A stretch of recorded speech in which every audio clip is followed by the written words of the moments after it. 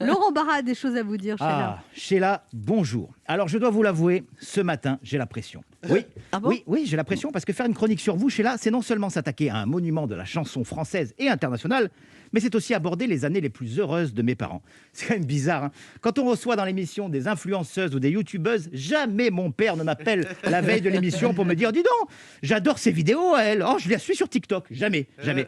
Alors que là, étrangement, depuis que je dis que j'allais écrire un papier sur vous, il n'a pas arrêté de m'appeler en mode « Surtout, dis bien à Sheila que quand ta mère avait 13 ans, elle avait des posters d'elle de partout dans sa chambre. Et puis, dis-lui aussi qu'à ma première boum, Patrick, tu te souviens Patrick, le frère de Christian, eh ben, Patrick était sorti avec Chantal parce qu'elle avait les mêmes couettes que Sheila.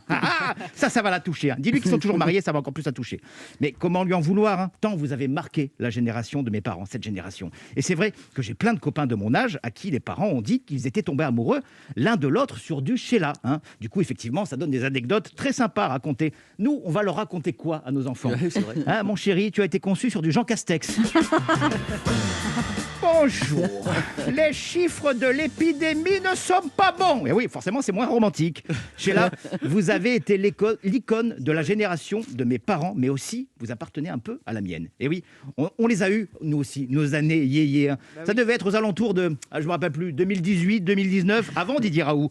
Hein, vous vous rappelez de cette époque d'insouciance où tous les vendredis soirs et les samedis soirs, à partir de minuit, tous les DJ de France faisaient monter la température dans les discothèques.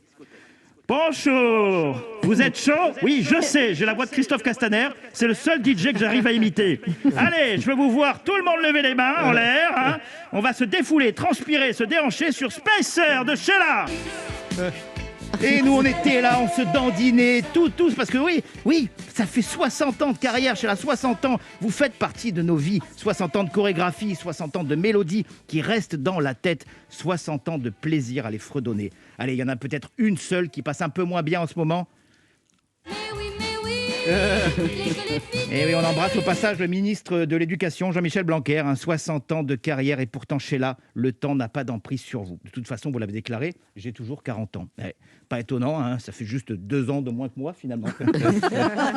C'est normal, c'est vrai, on est de la même génération. Voilà, c'est ça. C'est pour ça que j'ai adoré votre nouvel album, un nouvel album très personnel dans lequel vous livrez vos joies, vos immenses tristesses, bref, un album à votre image vraie.